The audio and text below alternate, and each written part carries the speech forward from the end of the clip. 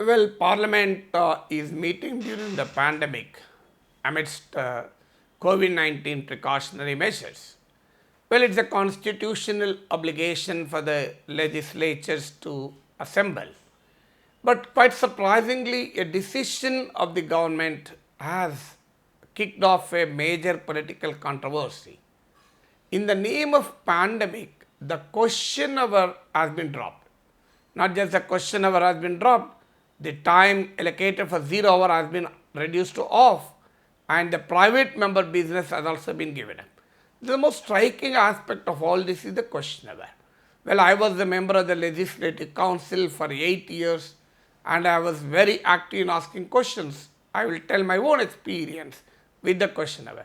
Question hour is the most vibrant part of legislative sessions. You ask any journalist or any member of the parliament, they will tell you that the question hour is the most vibrant part of it. Why is question hour so important? Firstly, it gives opportunity to every member independent of the political party, and it gives opportunity for more members to participate. For example, if the government moves a bill, well, the minister will speak, the ruling party, 1 or 2 members will speak, opposition, 1 or 2 members will speak, and there ends the matter.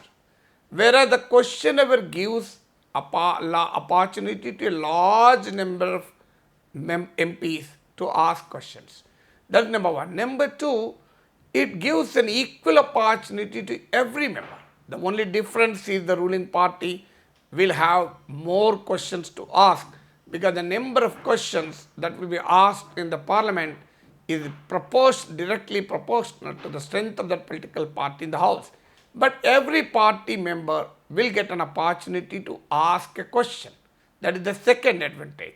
Third advantage is once a question is asked, it doesn't become the property of an individual member who has asked a question, but it instead becomes the property of the entire house.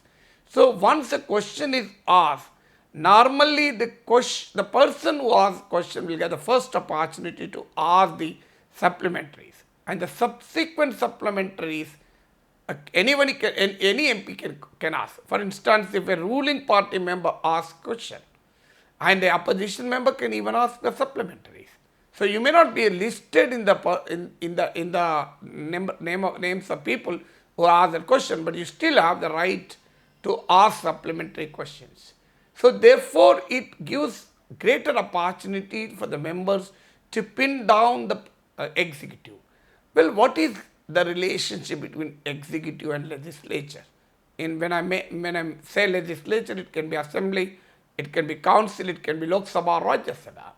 So the basic or the cardinal principle of parliamentary democracy is executive is accountable to the legislature. And among the several instruments of accountability, question hour assumes greater criticality, as the former Vice President Hamid Ansari said in his article in the Hindu today, a politics of avoidance that must be questioned. So he rightly makes that among the instruments of such an accountability, question hour assumes greater criticality because it is a time where ministers can simply be cornered. So people who do not who have come without any preparation will be made accountable to the people of the country through the house, and entire house will be there, the media will be there, and a minister will have to give the answer. Well, there are questions which are starred and unstarred, which means certain questions will be asked in the parliament, certain questions will only elicit written replies. Well, now the clarification from the parliament secretariat is that unstarred questions will remain. That means MPs can still ask questions, they will get the written replies. But there is a fundamental difference between the written reply and the oral reply.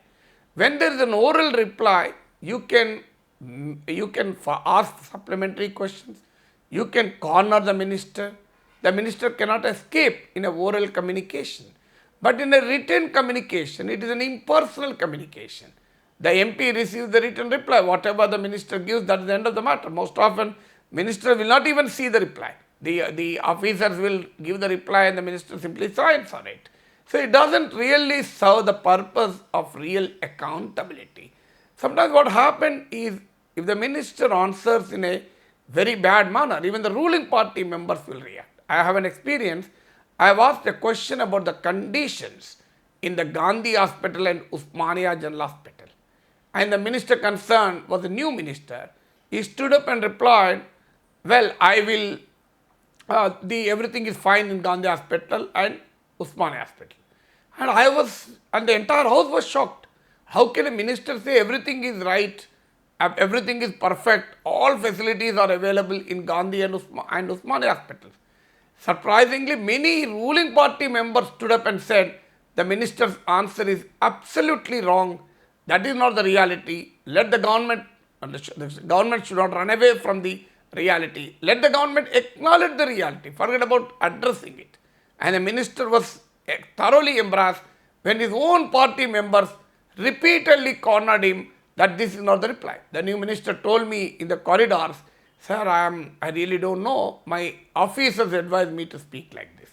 Sometimes the questions can yield assurances. Once an assurance is given to the House, it goes to the assurances committee and the government is obliged to reply, obliged to act. I'll give you one example. I have asked a question about the digital library, demand to set up a digital library in Hyderabad. The minister absolutely ignorant of what constitutes a digital library. So he called me the day before.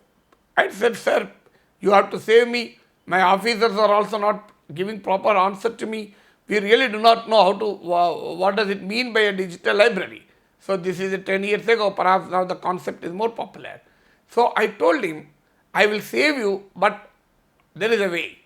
Then he said he was ready to do anything so that I will not corner him.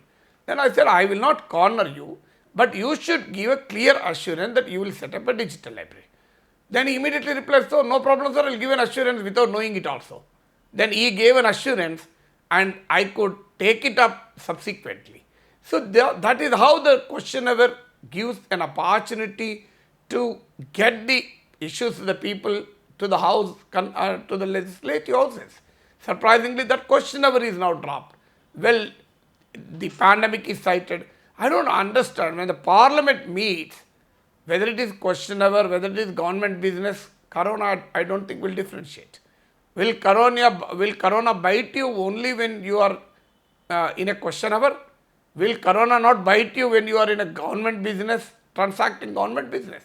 I don't understand what is the relationship between questionnaire and corona. Well, corona will be there. If you really want it, you can reduce other activities also.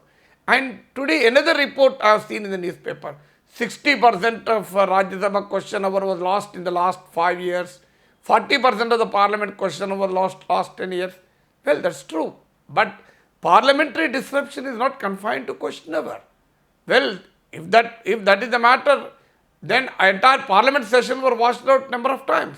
Will you do away with the parliament session for that?